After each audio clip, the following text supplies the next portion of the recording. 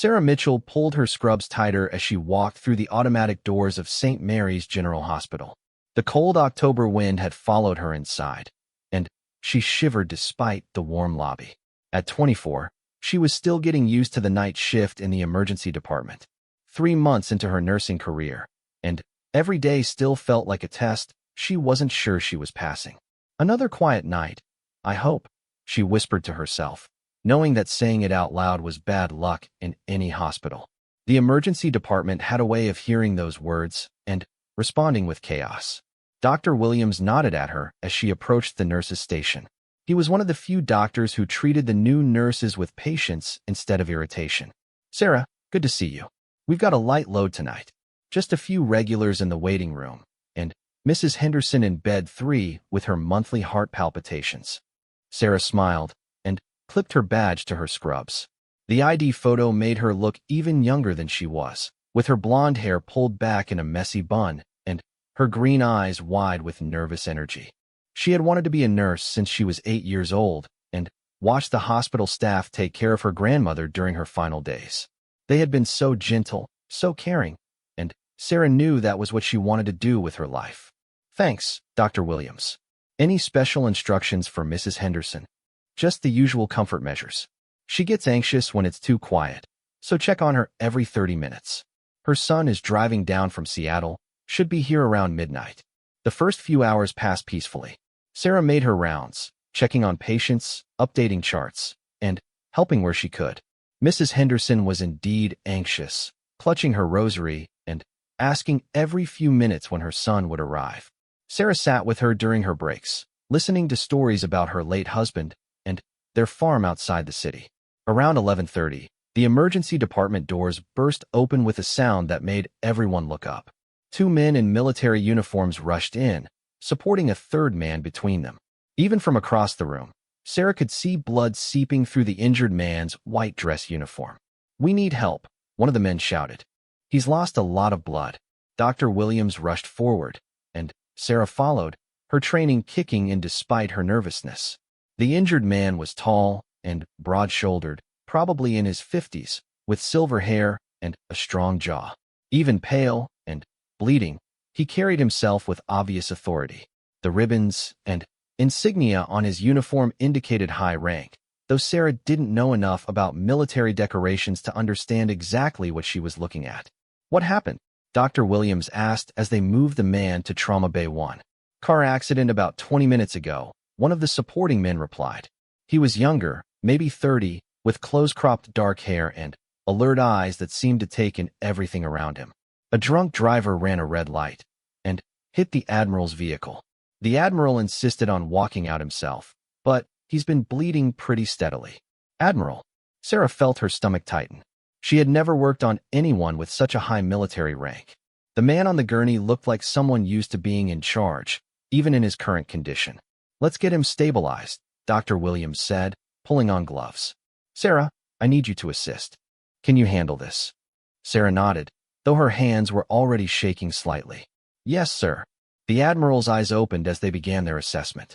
They were steel gray and surprisingly alert for someone who had lost as much blood as he apparently had.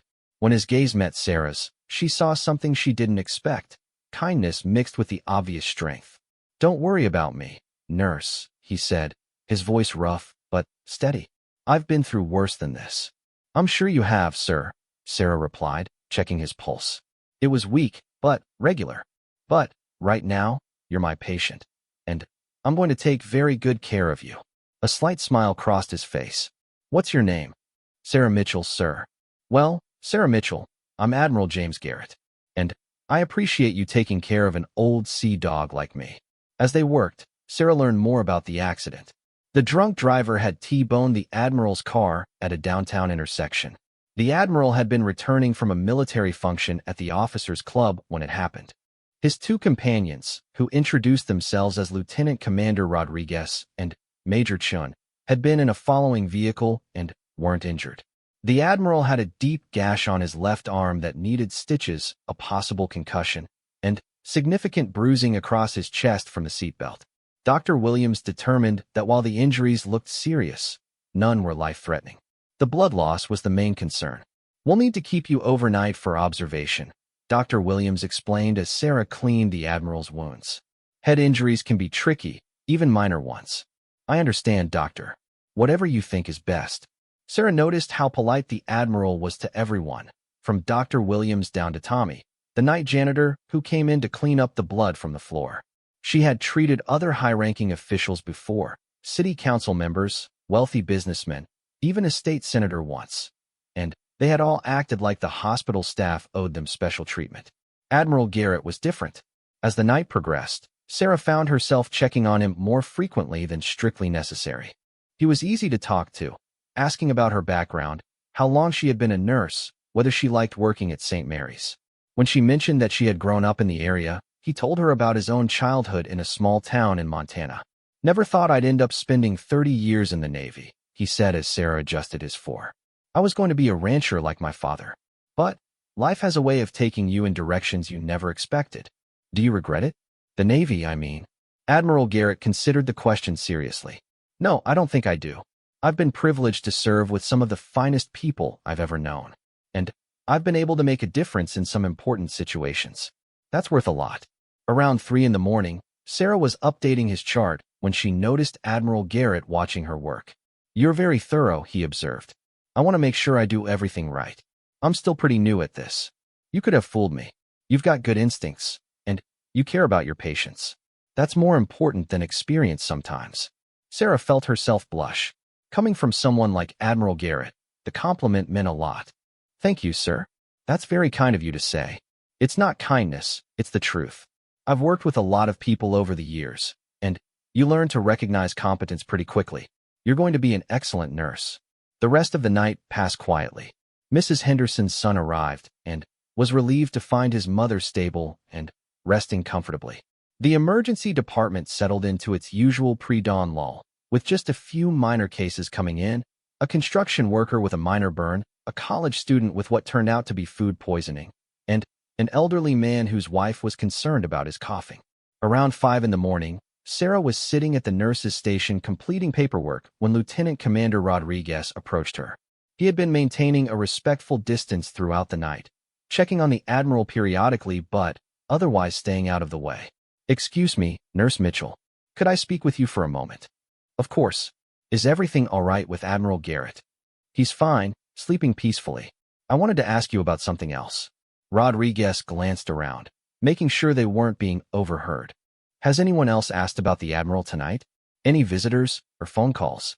Sarah shook her head. No, nothing like that. Should I be expecting someone? Probably not. But we always have to be careful when the Admiral is away from base. He's involved in some sensitive work, and we like to keep his location quiet when possible. I understand.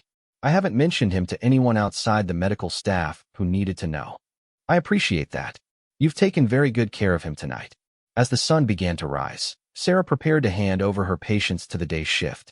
Admiral Garrett was scheduled to be discharged later in the morning, assuming his follow-up tests came back normal. Dr. Williams had already cleared him neurologically, and his arm wound was healing well. I wanted to thank you before I leave, Admiral Garrett said when Sarah stopped by his room one last time. He was sitting up in bed, looking much better than he had when he arrived. Someone had brought him a clean uniform, and even in a hospital gown, he maintained that air of quiet authority. Just doing my job, sir. No, you did much more than that. You made a difficult night bearable, and you treated me like a person, not just a rank. That means more than you know. Sarah smiled. I hope your recovery goes well, Admiral. Take care of yourself. I will. And Sarah? Don't let anyone tell you you're too young or too inexperienced for this job. You're exactly where you're supposed to be. As Sarah gathered her things to leave, she felt a sense of satisfaction she hadn't experienced since starting at the hospital. She had handled a challenging case well, and she had connected with her patient in a meaningful way. Admiral Garrett was right. She was exactly where she was supposed to be. She was halfway to the parking garage when she realized she had forgotten her water bottle in the break room. Turning back, she took the elevator to the emergency department and walked through the now busy day shift preparations. The morning staff was arriving, reviewing cases, and preparing for what would likely be a hectic day. As she retrieved her water bottle, Sarah glanced toward Trauma Bay 1, where Admiral Garrett was probably getting ready for discharge. Through the window, she could see Rodriguez and Major Chin speaking with him, all three men looking serious about something. She was about to leave when she noticed something odd. In the parking lot visible through the emergency department windows, several black SUVs were pulling into the visitor spaces. Not just one or two, but what looked like 5 or 6 vehicles, all arriving at the same time. Sarah felt a strange chill run down her spine. In her short time at the hospital, she had never seen anything like that. The vehicles looked official, government-issued, with tinted windows and an almost military precision to how they parked. As she watched, men in dark suits began getting out of the SUVs. Even from a distance, she could tell they were different from the typical hospital visitors. They moved with purpose and authority, and several of them seemed to be scanning the area as if looking for threats. Probably nothing, she whispered to herself, but she couldn't shake the feeling that something significant was happening. The timing seemed too coincidental. Admiral Garrett's accident, his overnight stay, and now this convoy of official-looking vehicles arriving just as he was about to be discharged. Sarah decided to take the long way to her car, walking past the main entrance to get a better look at the vehicles. As she approached, she could see that the license plates were government-issued, though she couldn't make out the specific agency from her angle. One of the men in suits noticed her and spoke into a small device attached to his wrist. Within seconds, 2 more men had positioned themselves where they could watch her movements. Sarah felt her heart rate increase. These weren't typical federal agents or local law enforcement. Something about their bearing and equipment suggested they were involved in something much more serious. She quickened her pace toward her car, but couldn't help looking back toward the hospital entrance.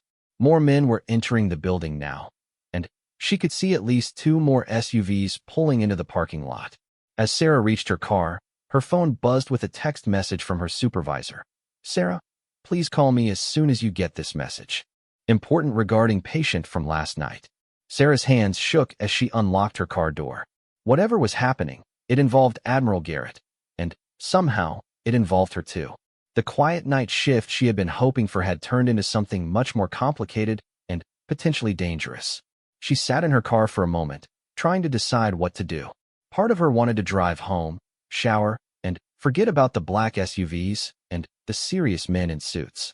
But another part of her, the part that had made her want to become a nurse in the first place, was concerned about Admiral Garrett and what might be happening to him. As she started her car, Sarah made a decision that would change everything. Instead of going home, she was going to find out what was really going on. Admiral Garrett had trusted her with his care, and now she felt responsible for making sure he was safe. The first step was calling her supervisor back. Whatever was happening, Sarah Mitchell was no longer just a rookie nurse who had worked an ordinary night shift. She was now part of something much bigger, and there was no turning back. Sarah's hands trembled as she dialed her supervisor's number. Margaret Torres had been the head of emergency nursing for 15 years and had seen everything from natural disasters to gang violence. If she was calling about Admiral Garrett, something serious was happening. "Sarah, thank God you called back quickly." Margaret's voice was tight with stress. "I need you to come back to the hospital immediately. Don't go home. Don't stop anywhere. Just come straight back." "What's wrong? Is Admiral Garrett okay?" "I can't discuss this over the phone. Park in the staff garage, not the main lot, and come directly to my office. Use your badge to enter through the staff entrance, not the main doors." The line went dead. Sarah sat in her car, engine running, trying to process what was happening. Through her windshield, she could see more vehicles arriving at the hospital, not just SUVs now, but also a van with communications equipment visible through its windows. She drove to the staff parking garage, her mind racing with possibilities. Had something happened to Admiral Garrett after she left? Was there something about his case she had missed? The way Margaret had emphasized avoiding the main entrance suggested that whatever was happening involved the people in those black SUVs. The staff entrance was buzzing with activity. Sarah recognized several off-duty nurses and doctors who had apparently been called in, all looking confused and concerned. Dr. Williams was standing near the elevator, still in the same scrubs he had worn all night, talking intensely with Dr. Sarah Chong, the hospital's chief of staff. "Sarah," Dr. Williams noticed her approaching. "I'm glad you came back. This situation is unusual." Before she could ask what he meant, Margaret appeared from around the corner, moving faster than Sarah had ever seen her move. "Sarah, come with me now. We need to talk." Margaret's office was on the third floor, away from the main hospital activity. As they walked, Sarah noticed that several people in those dark suits were now inside the hospital, stationed at various points throughout the building. They weren't being aggressive or disruptive, but their presence was unmistakable. "Sit down," Margaret said, closing her office door and immediately pulling the blinds. "I need to ask you some very specific questions about your interaction with Admiral Garrett last night, and I need you to think carefully before you answer." Sarah felt her stomach drop. "Did I do something wrong? Is he okay?" "Admiral Garrett is fine, physically, but there's been a development." Margaret pulled out a small recording device. "This conversation needs to be documented. Are you comfortable with that?" "I guess so, but I don't understand what's happening." Margaret pressed record. "Sarah Mitchell, RN, October 15th, 6:47 a.m. Sarah, I need you to tell me exactly what Admiral Garrett said to you during his treatment. Everything you can remember, no matter how casual or unimportant it seemed at the time." "He was very polite, asked about my background, told me about growing up in Montana. We talked about his Navy career, how he never expected to spend 30 years in service. He complimented my nursing skills." Sarah paused. "Why? What's this about?" "Did he mention any specific operations, missions, or current assignments?" "No, nothing like that.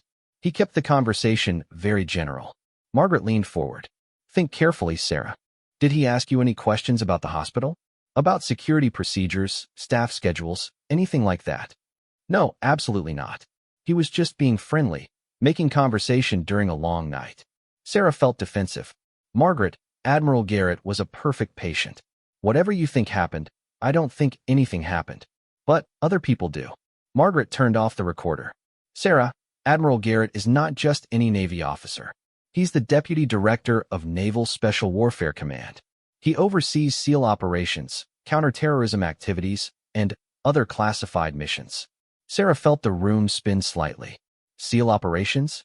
The car accident last night wasn't random. The drunk driver who hit Admiral Garrett's vehicle had been following him for 3 days. Federal investigators found surveillance equipment in the driver's car, along with detailed information about the Admiral's schedule and movements. "You're saying someone tried to hurt him on purpose?" "We're saying someone succeeded in getting him isolated in a public location where he would be vulnerable. And during his time here, he was alone with hospital staff who hadn't been security cleared." The implications hit Sarah like a physical blow. "You think I'm involved in this somehow?" "I don't think anything. But the federal agents investigating this case need to eliminate all possibilities. They're questioning everyone who had contact with Admiral Garrett last night."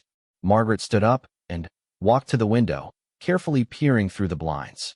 "Those men you probably noticed in the parking lot are from multiple agencies: FBI, Naval Criminal Investigative Service, and some others I'm not supposed to know about. They've taken over conference room B for interviews." "What kind of interviews?" "The kind where they ask very detailed questions about your background, your finances, your political affiliations, and your personal relationships. The kind where they want to know if anyone has approached you recently with unusual requests or offered you money for information." Sarah felt sick. "This is insane. I was just doing my job. I know that, and Dr. Williams knows that. But until they clear everyone who had access to Admiral Garrett, this hospital is basically under federal investigation." Margaret sat back down. "Sarah, I need to ask you something, and I need you to be completely honest with me." "Of course. Have you noticed anything unusual in the past few weeks? Anyone asking about your work, your schedule, your patients? Any new people in your life? Any unexpected financial opportunities? Anything that seemed even slightly odd?" Sarah thought carefully. "No, nothing like that. My life is pretty boring. Work, home, sleep, repeat. The most exciting thing that's happened to me lately was getting called in to cover an extra shift last Tuesday." "What about social media? Any new followers, friend requests from people you don't know, unusual messages?" "I hardly use social media. My Instagram account has maybe 50 followers, mostly nursing school friends and family." Margaret made notes on a pad. "Okay, here's what's going to happen. You're going to be interviewed by federal agents, probably within the next hour. They're going to ask you all of these questions and more. They might ask to search your apartment, your car, your phone, and computer. Can they do that? They can if you consent, and, right now, not consenting would look very suspicious. They can also get warrants if they think it's necessary. Margaret's expression was sympathetic, but serious. Sarah, I want you to understand something. These people don't mess around. Admiral Garrett's work involves national security, and someone tried to compromise that security by targeting him personally. But why would they think I'm involved? I'd never even heard of him before last night.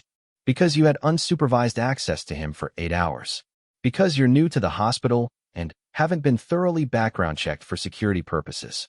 And because in their world, everyone is a potential threat until proven otherwise. Sarah felt overwhelmed. What should I do? Tell the truth, answer their questions completely, and don't try to be clever or leave anything out. These investigators are very good at their jobs, and they'll know if you're hiding something, even if it's something innocent. There was a knock on the door. Margaret checked her watch, 7:15 a.m. That's probably them now. The door opened to reveal a woman in a navy blue suit, probably in her 40s, with short brown hair and intelligent brown eyes. She was followed by a tall man with graying temples who carried himself with military bearing. Ms. Torres, I'm Special Agent Patricia Kane, FBI. This is Commander Robert Nash, NCIS. We'd like to speak with Nurse Mitchell. Sarah stood up, her legs feeling unsteady. That's me. Agent Kane's expression was professional, but not unfriendly. Ms. Mitchell, we appreciate you coming in. We have some questions about your interaction with Admiral Garrett last night. This is routine, but it's important. Should I have a lawyer? Sarah asked. Commander Nash spoke for the first time. That's your right, of course. But this is currently just an information-gathering interview. You're not under suspicion of any wrongdoing. Yet, Sarah thought, but didn't say it out loud. I'll answer your questions, she said. They moved to a larger conference room that had been set up with recording equipment and comfortable chairs. Agent Kane explained that the conversation would be recorded and that Sarah could take breaks whenever she needed them. For the next 2 hours, they went through Sarah's entire life in methodical detail. Her childhood in Oregon, her parents' divorce when she was 16, her nursing school experience, her financial situation, her dating history, her political views. They asked about every job she had held since high school, every place she had lived, every significant relationship. Have you traveled outside the United States in the past 5 years? Agent Kane asked. I went to Mexico with some friends from nursing school last year. Cancun for spring break. Anyone approach you during that trip? Offer to buy you drinks, ask about your work, seem unusually interested in your background? Sarah almost laughed. Agent Kane, I'm a 24-year-old nursing student on spring break in Cancun. Lots of people offered to buy me drinks. But no one seemed interested in anything other than the usual spring break activities. Commander Nash consulted his notes. You mentioned your father lives in Seattle. What's his occupation? He's a plumber. He owns a small business with my uncle. They mostly do residential work. Any military background?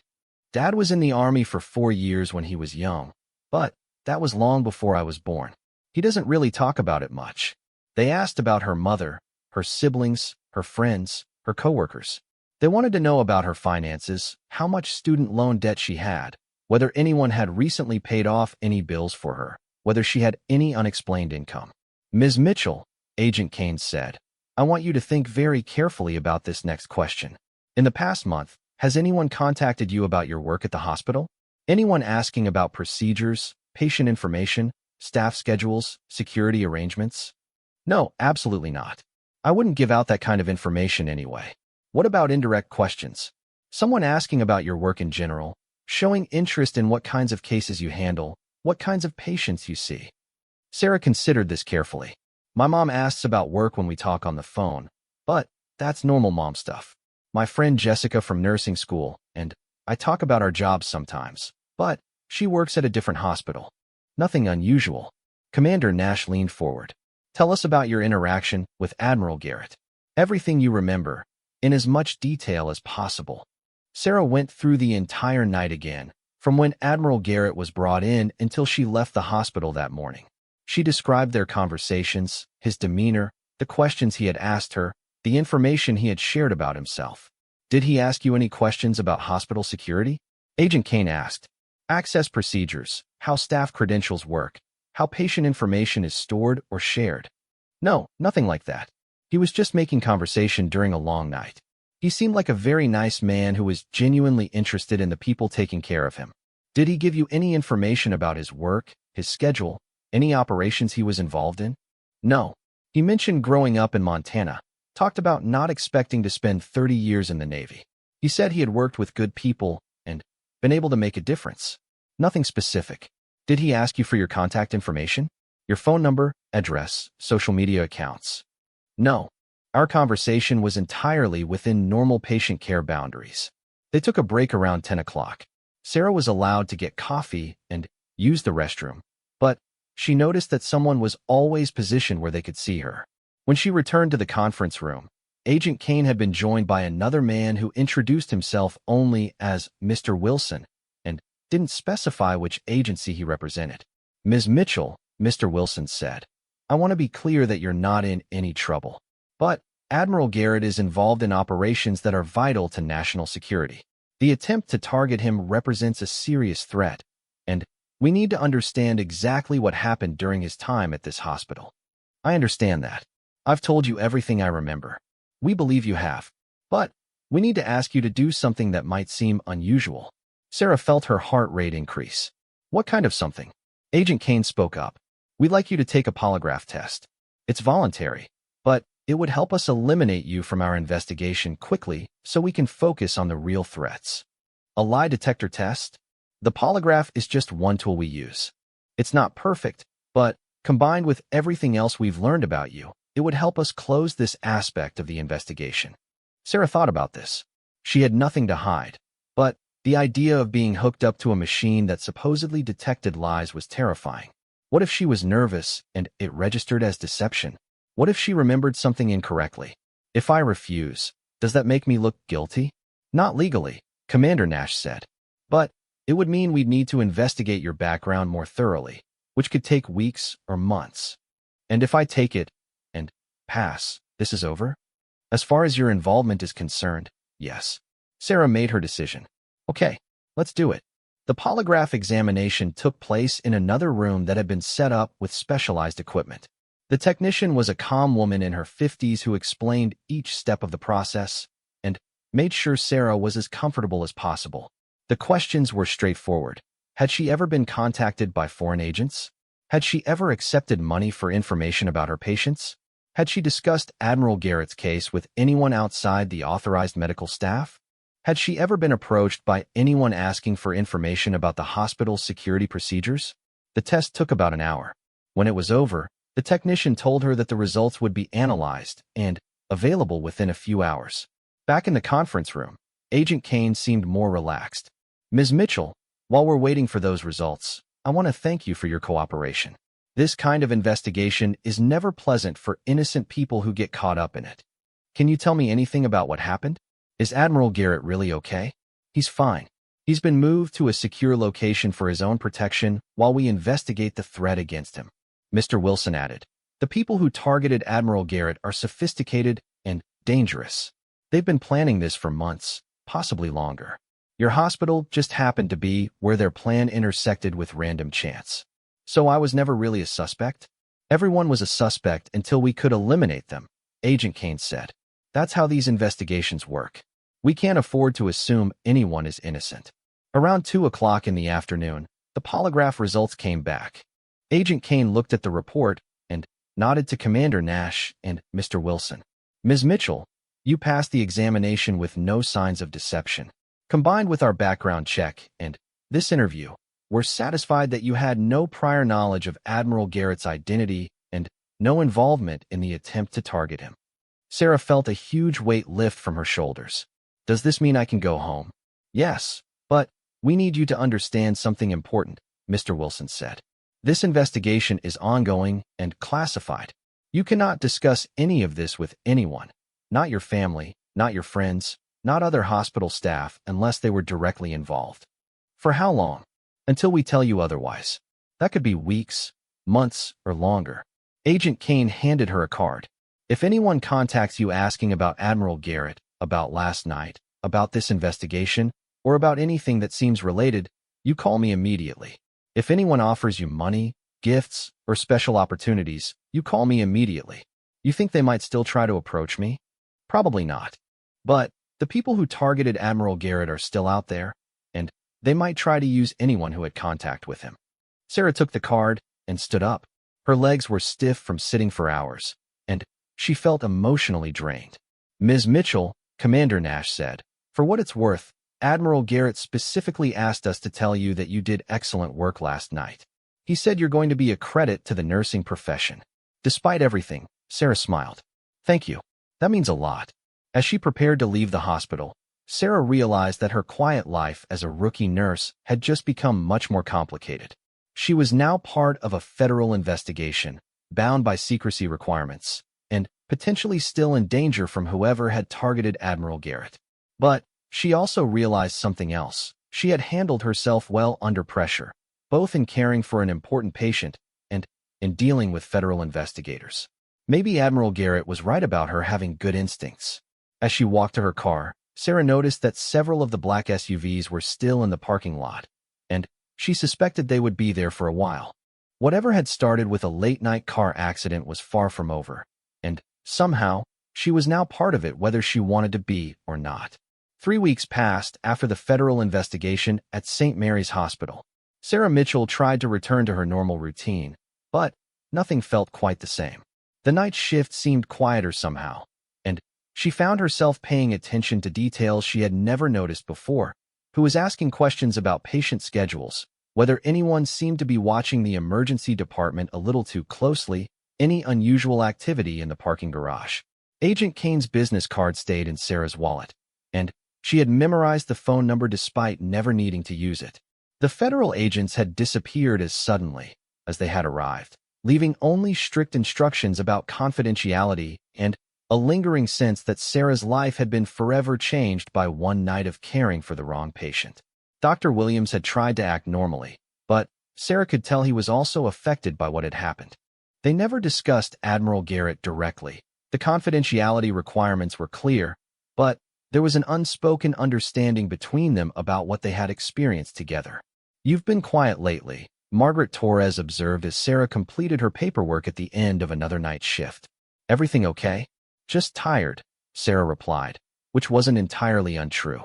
She had been having trouble sleeping, partly from the stress of keeping such a significant secret, and partly from a persistent feeling that she was being watched. "You know you can talk to me if something's bothering you, right?" Sarah looked up at her supervisor, wishing she could explain what was really going on. "I know. I'm fine, really." But she wasn't fine. The investigation had raised questions in her mind about Admiral Garrett that she couldn't stop thinking about. Who exactly was he? What kind of work was so important that people would try to kill him for it? And why did she keep feeling like there were things about that night that didn't quite add up? The opportunity to get some answers came from an unexpected source. Sarah was leaving the hospital on a Thursday morning when she noticed a familiar figure sitting on a bench near the staff parking garage. It was Lieutenant Commander Rodriguez, wearing civilian clothes, but unmistakably the same man who had brought Admiral Garrett to the hospital 3 weeks earlier. "Ms. Mitchell," he stood up as she approached. "I was hoping to catch you. Could we talk for a few minutes?" Sarah felt her heart rate increase. Has something happened? Are the federal agents coming back? "No, nothing like that. This is something different." Rodriguez looked around the parking garage, making sure they were alone. "The Admiral wanted me to speak with you personally. I thought he was in protective custody somewhere." "He was. The immediate threat has been resolved, and he's back to his normal duties. But he's been thinking about your situation." Sarah unlocked her car, but didn't get in. "What situation?" "Ms. Mitchell, Sarah, you've been cleared by the federal investigation, but you're still carrying the burden of what happened that night. Admiral Garrett knows what that feels like, and he wanted me to offer you something." "I don't understand." Rodriguez pulled out a folder from his briefcase. "The Admiral has a lot of influence within the military medical community. If you're interested, he can arrange for you to get additional training in trauma care, emergency response, maybe even combat medical training if you're interested in serving overseas." Sarah was stunned. "He wants to offer me a job?" "Not exactly a job. More like an opportunity to expand your skills and serve your country at the same time. The military always needs excellent nurses, especially ones who can handle pressure the way you did that night." "I don't know anything about military nursing. That's what the training would be for." "Look, Sarah, The Admiral was impressed with how you handled yourself both as a nurse and during the federal investigation. He thinks you have the potential to do really important work. Sarah looked at the folder, but didn't take it. Why would he do this for me? He doesn't really know me. Rodriguez smiled. Admiral Garrett has been evaluating people for 30 years. He's very good at spotting talent and character, and he feels responsible for dragging you into a dangerous situation. It wasn't his fault someone tried to hurt him. No, but you got caught in the crossfire. This is his way of making sure something good comes out of what happened to you. Sarah finally took the folder. Inside were brochures about Navy nursing programs, information about military medical training, and a letter of recommendation already signed by Admiral Garrett. "I need to think about this," she said. "Of course. Take all the time you need. If you decide you're interested, call the number in the folder and mention the Admiral's name. Someone will walk you through the process." Rodriguez started to leave, then turned back. "Sarah, there's something else the Admiral wanted me to tell you. The people who targeted him that night, they weren't random terrorists or foreign agents. They were Americans who had been selling classified information to hostile governments." Sarah felt a chill run down her spine. Americans, a ring of military contractors and government employees who had been compromising national security for money. The investigation that started with the Admiral's accident led to arrests of 17 people in 6 states. "Why are you telling me this?" "Because you deserve to know that what happened to you that night helped stop something really bad. Your care of Admiral Garrett, your cooperation with the investigation, it all mattered in ways you'll probably never fully understand." After Rodriguez left, Sarah sat in her car for a long time, looking through the materials he had given her. The idea of military nursing had never occurred to her before, but something about the possibility was appealing. Maybe it was the chance to use her skills in more challenging situations, or maybe it was the opportunity to be part of something bigger than herself. That evening, Sarah called her parents to discuss the opportunity. Her mother was predictably worried about the dangers of military service, while her father, with his Army background, was cautiously supportive. The training alone would be valuable, her father said during their video call. Even if you decide not to make a career out of military nursing, those skills would make you a better civilian nurse. "But what if I get sent somewhere dangerous?" "Sarah," her mother interjected, "you're already working in a dangerous job. Emergency nursing has its own risks, and you handled yourself well during that federal investigation." Sarah realized her parents were right. She had proven to herself that she could handle pressure and uncertainty. Maybe it was time to find out what else she was capable of. The next day, Sarah called the number Rodriguez had given her. The woman who answered explained that Admiral Garrett's recommendation would fast-track her application through Navy Officer Candidate School and into specialized medical training.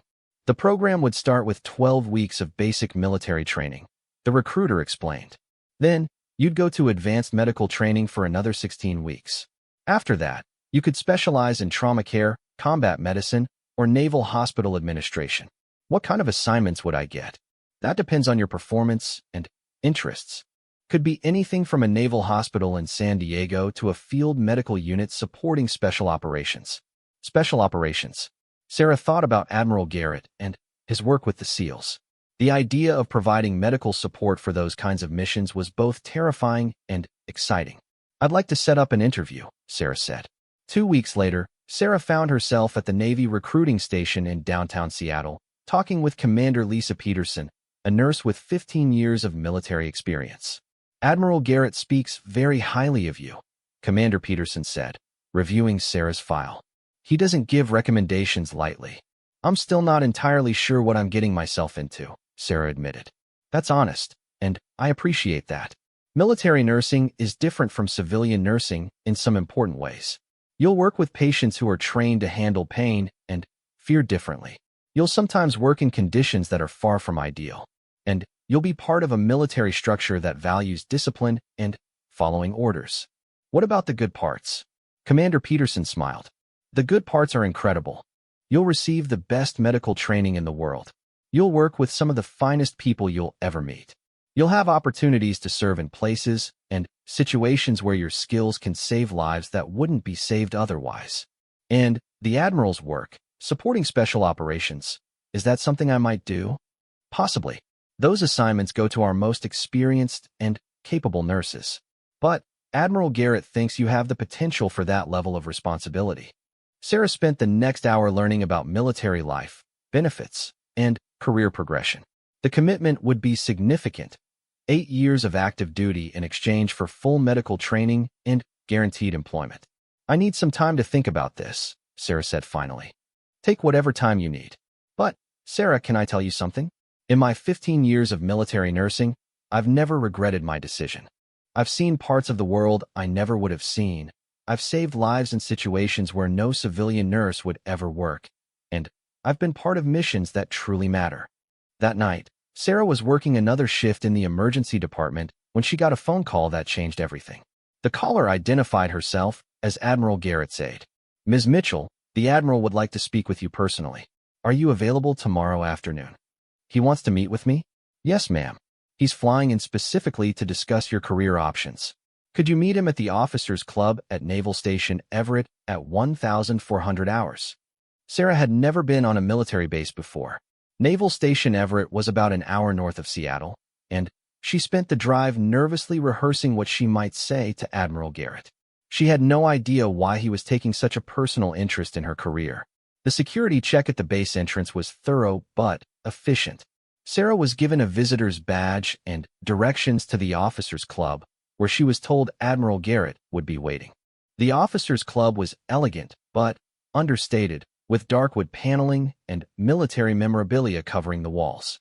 Sarah spotted Admiral Garrett immediately, sitting at a corner table with a clear view of the entire room. He looked exactly as she remembered, composed, alert, and radiating quiet authority. Sarah, he stood up as she approached. Thank you for coming. Please, sit down. Thank you for inviting me, Admiral. Though I have to admit, I'm not sure why you're taking such an interest in my career. Admiral Garrett smiled. Direct and honest. I like that. The truth is, Sarah, that night at the hospital showed me something about your character that I don't see very often. What do you mean? You treated me like a person, not like a rank or a title. You were competent under pressure, you were kind without being unprofessional, and when the federal agents came calling, you handled yourself with integrity. Sarah felt herself blush. I was just doing my job. No, you were doing much more than that.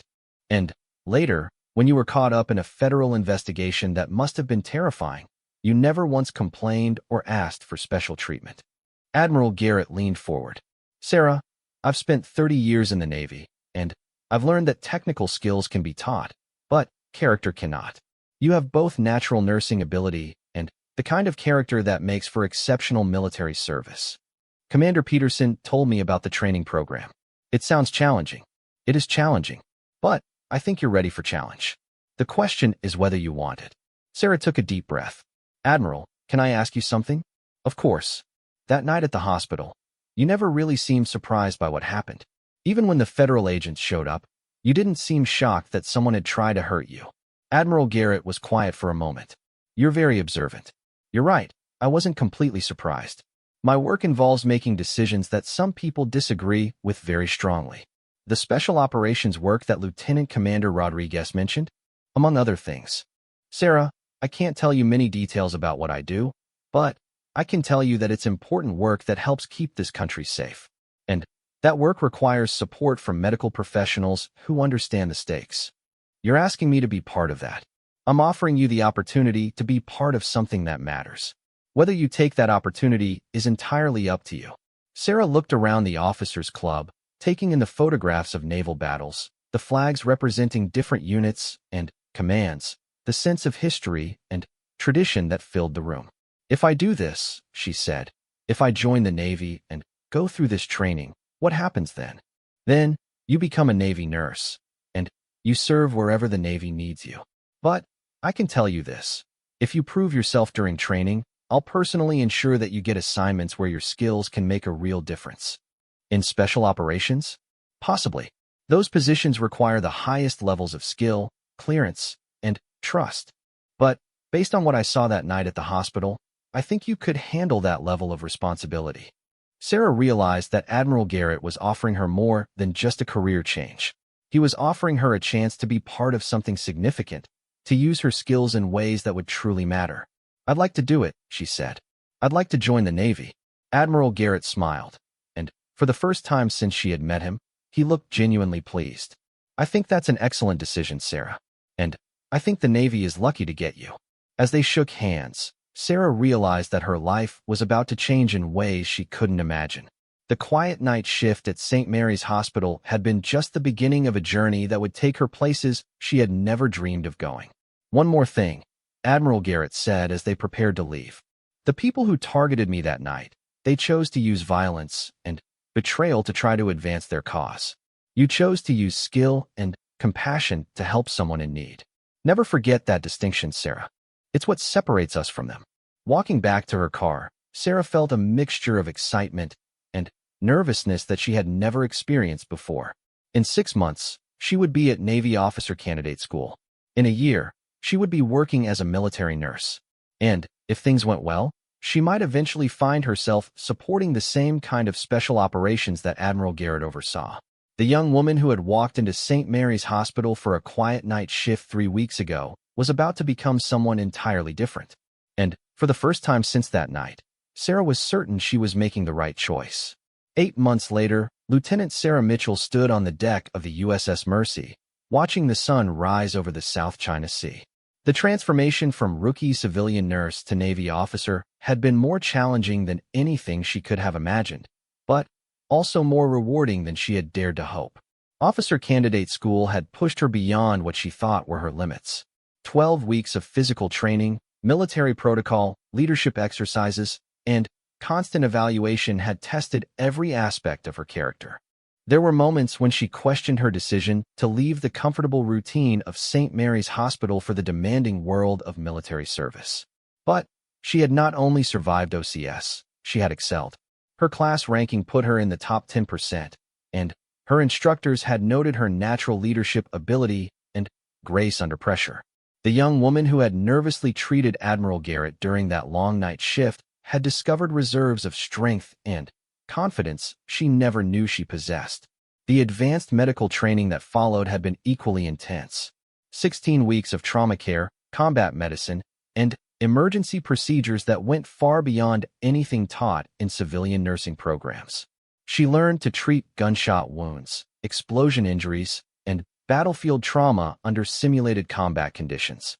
The training scenarios were designed to break down students who couldn't handle the pressure, but Sarah found herself thriving in the high-stress environment. Now, as she began her first assignment aboard the USS Mercy, Sarah was part of something much larger than herself. The hospital ship was currently supporting a humanitarian mission in Southeast Asia, providing medical care to remote coastal communities that had limited access to advanced health care. Lieutenant Mitchell, a voice behind her said, "Admiral Garrett would like to see you in his quarters." Sarah turned to see Commander Peterson, who had been assigned to the Mercy as the chief medical officer. Sarah hadn't known that Admiral Garrett was aboard the ship until the previous evening, when she had spotted him during the evening briefing. "Yes, ma'am," Sarah replied, suddenly, nervous about seeing the Admiral again after so many months.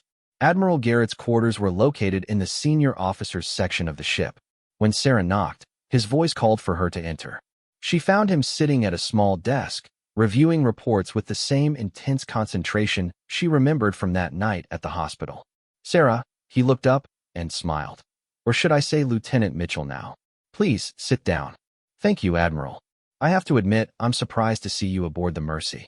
This mission has some strategic importance beyond the humanitarian aspects," he explained. "But that's not why I wanted to speak with you. I wanted to see how you were adjusting to Navy life. It's been challenging, but good. Very different from civilian nursing, but I think I'm finding my place." Admiral Garrett studied her for a moment. "Your training officers speak very highly of your performance. Commander Peterson says you've shown exceptional skill in trauma situations." "Thank you, sir. The training was excellent." "Sarah, I'm going to ask you something, and I want you to think carefully before you answer. How do you feel about taking on additional responsibilities?" "What kind of responsibilities?" Admiral Garrett leaned back in his chair. "The kind that would involve working with special operations units, providing medical support for missions that are classified and potentially dangerous." Sarah felt her heart rate increase. This was what she had been hoping for since joining the Navy, but now that it was being offered, she realized how much her life would change again. "I'd be honored to be considered for that kind of work, Admiral." It's not just about honor, Sarah. It's about capability and judgment. The teams I work with operate in situations where there's no room for error. Medical personnel supporting special operations need to be able to function under extreme pressure, make life or death decisions quickly, and handle classified information responsibly. I understand that, sir. Do you? Let me tell you what this would really mean. You'd be working with Navy SEALs, Marine recon units, and other special forces on missions where the margin for error is zero. You'd be treating injuries in hostile territory, sometimes under fire. You'd know things about American military operations that could get you killed if the wrong people found out.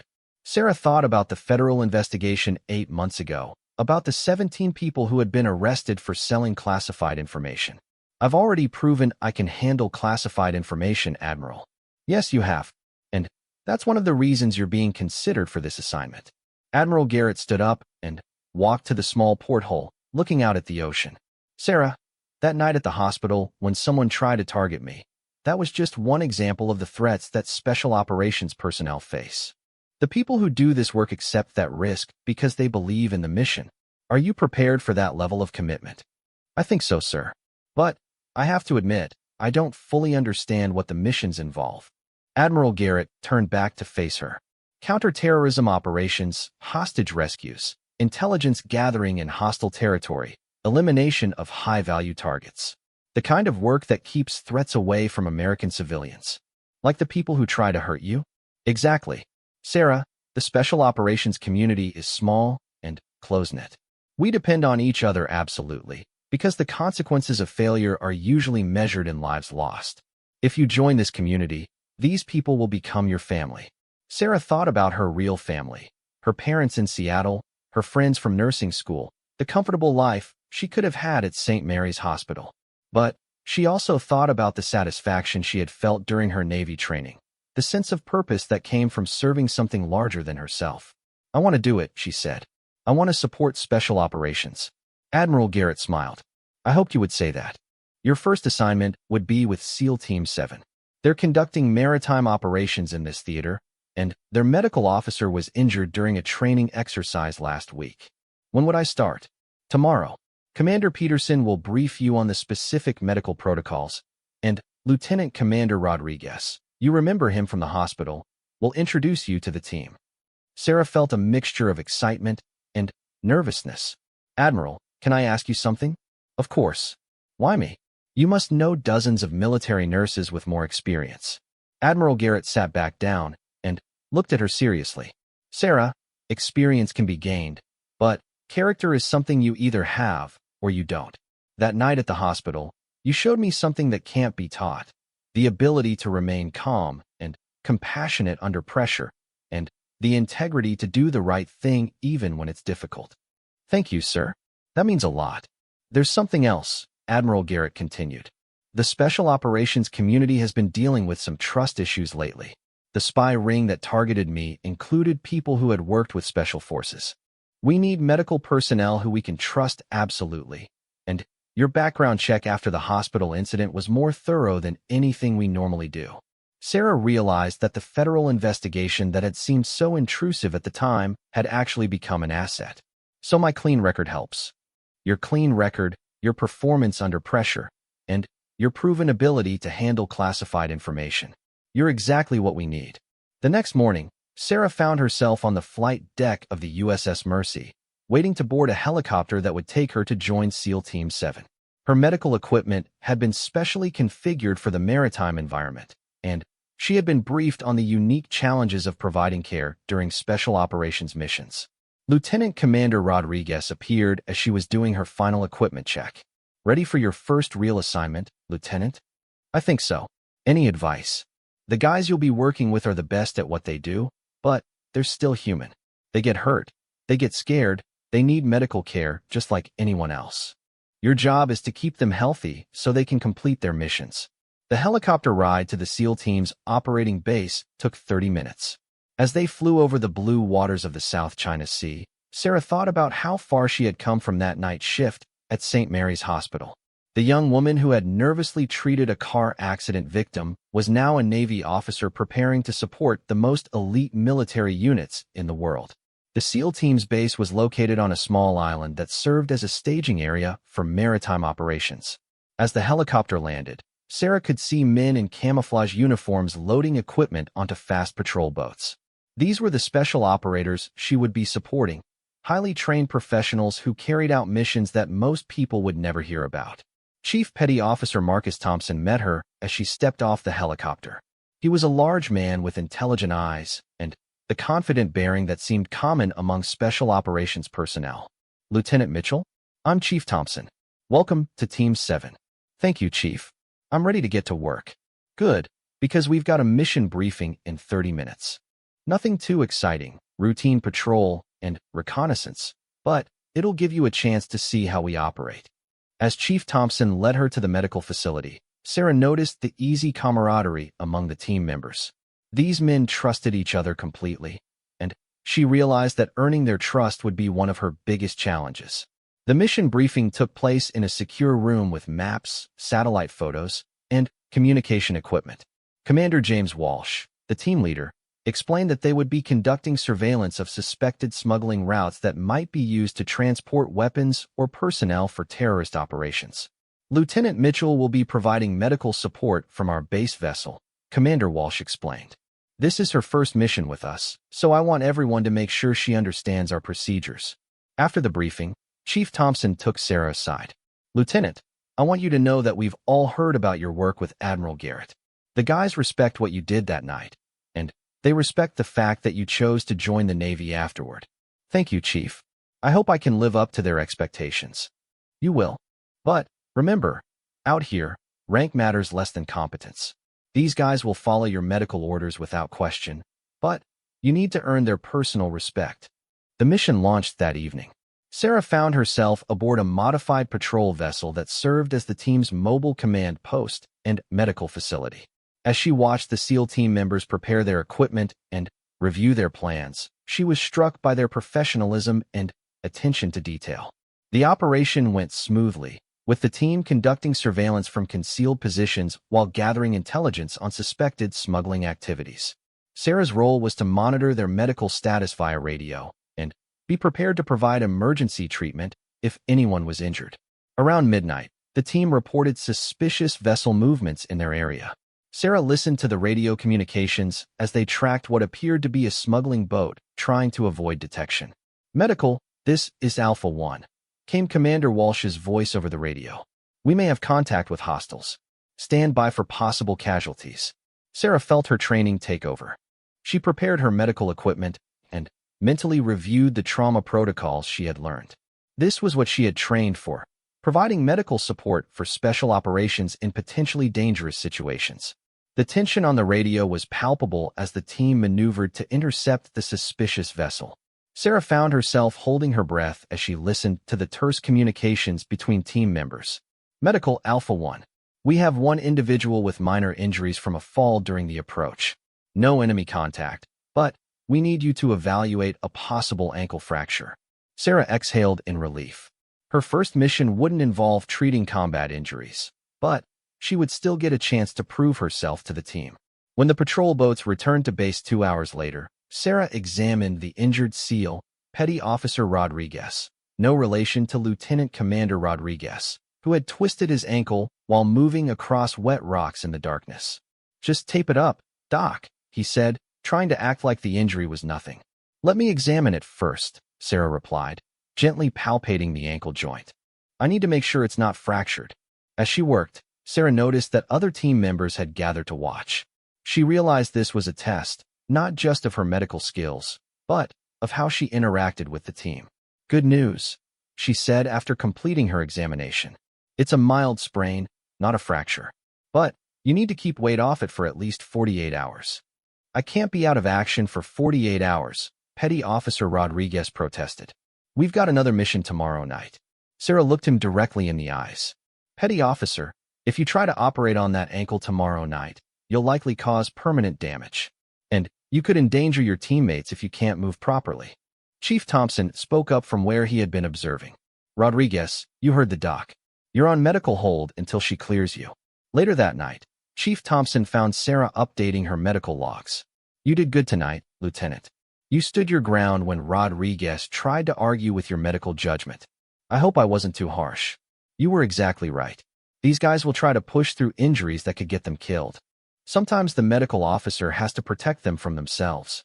Over the following weeks, Sarah accompanied the team on a series of missions that gradually increased in complexity and danger. She treated everything from minor cuts and bruises to a severe case of decompression sickness when one of the team members had to make an emergency ascent during an underwater operation. Each successful mission built her confidence and earned her more respect from the team. She learned to anticipate their medical needs, to provide care under challenging conditions, and to make quick decisions when lives were at stake. 1 month into her assignment, Sarah received a message that Admiral Garrett wanted to speak with her. When she called him on the secure communication system, he sounded pleased with the reports he had been receiving. "Commander Walsh tells me you've become an integral part of the team," Admiral Garrett said. "That's high praise from him." "Thank you, Admiral. This assignment has been everything I hoped it would be." "I'm glad to hear that. Sarah, I have another opportunity for you to consider. SEAL Team 3 is being deployed to a classified location for an extended operation. They need a medical officer who can handle extended deployment in a potentially hostile environment." Sarah felt her pulse quicken. This sounded like the kind of assignment she had dreamed about when she first decided to join the Navy. "What kind of operation? I can't give you details over this communication channel. But I can tell you it's important work, and it would be a significant step forward in your career." "I'm interested, Admiral. I thought you might be. You've proven yourself with Team 7, and now it's time for bigger challenges." As Sarah considered this new opportunity, she realized how much she had changed since that night at St. Mary's Hospital.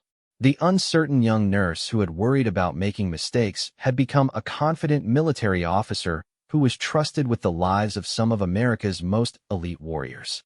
The journey that had started with treating Admiral Garrett's injuries had led her to a life she never could have imagined.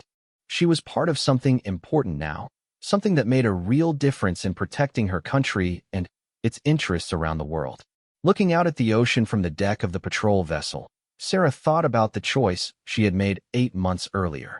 Leaving the safety and predictability of civilian nursing had been scary, but it had led her to discover capabilities and strength she never knew she possessed.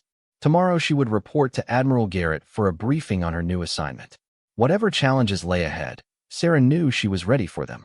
The rookie nurse who had saved the SEAL Admiral had become someone who could save others in turn, and that transformation was worth every difficult moment of the journey. As she prepared for sleep in her small cabin, Sarah reflected on a conversation she had had with Admiral Garrett during their meeting at the officers' club. He had told her that the people who targeted him that night had chosen violence and betrayal, while she had chosen skill and compassion. Now, months later, Sarah understood what he meant. Every mission she supported, every SEAL she treated, every operation she helped make possible was a victory for the values that Admiral Garrett had talked about. She was using her skills to protect others, to preserve peace, and to ensure that good people could sleep safely while others stood guard. The young woman who had walked into a hospital for a quiet night shift had found her true calling in the most unexpected way possible. And, as she drifted off to sleep, Sarah knew that whatever tomorrow brought, she was exactly where she was meant to be.